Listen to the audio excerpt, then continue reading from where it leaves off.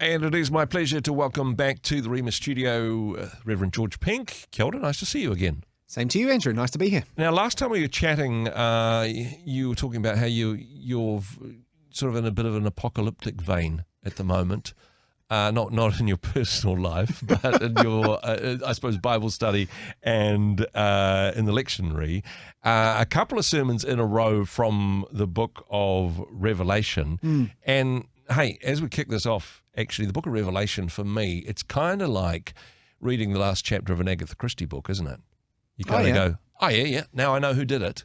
Yeah. And if you read the last chapter first, it kind of changes the perspective on the rest of the story because you already know who did it. Is that what Revelation is like for you?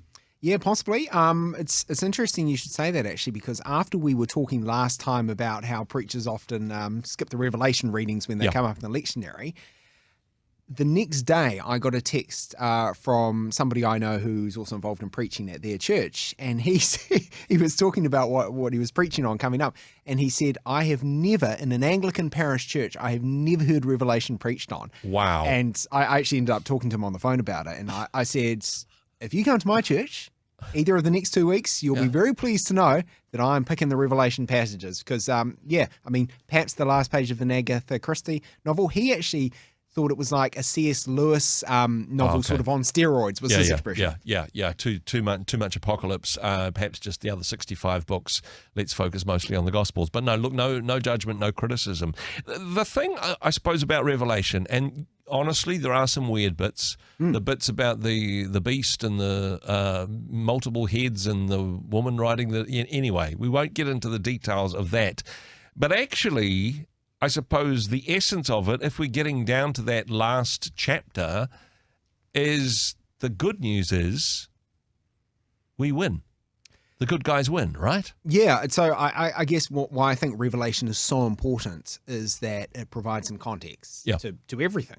It provides context to the whole Bible, provides context to our lives now. And if we look at the end, it is a story of victory. There's this famous quote from Billy Graham, which I'm sort of basing this week's 7-minute sermon on, where he said, I've read the last page of the Bible, it's all going to turn out all right. Wow. Which I think is an amazing way of summing it up in a sentence, really. Yeah. I've read the last page of the Bible, it's all going to turn out all right. And back to that Agatha Christie metaphor, I suppose, if we do have, and as we go through life, yes, there's going to be challenges, there's going to be some disappointments, there's going to be some tough stuff that we face. And if we look at the history of the church, there's certainly been seasons of persecution, and that is the case for many people today.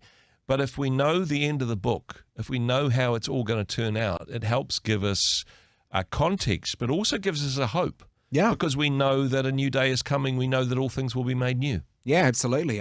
Specifically this week, I'm looking at a passage from Revelation 21, which, may be on the last page of the Bible. And in my Bible I had in front of me at the time when I was preparing this one, it was the second to last page, but, close enough. I'm on large print, so it'll probably be 5 pages back, right? But in this passage from Revelation 21, it says, look, God's home is now among his people. He will live with them and they will be his people. God himself will be with them. He will wipe every tear from their eyes, and there will be no more death or sorrow or crying or pain. All these things are gone forever. So as you say, yes, we're looking forward in hope to that day, aren't we? We're not just sitting around as Christians kind of with this vague wishful thinking, maybe things will get better one day. No, actually, we can look forward in hope, which is the confident expectation of future good. We believe this is going to happen, and we know it's going to happen from the last page of the Bible. Yeah, no, which is so good to be able to hold on to that, perhaps particularly in difficult times, particularly in difficult circumstances. And even, reading through the book of Revelation, some people have come to the conclusion that things are going to get probably worse before they get better, but we've already got to and they all lived happily ever after, right? Yeah, and I think it's worth acknowledging that there are a number of ways to interpret some of the specific things that the book of Revelation tells us. Yep. Don't have time to get into all those at the moment.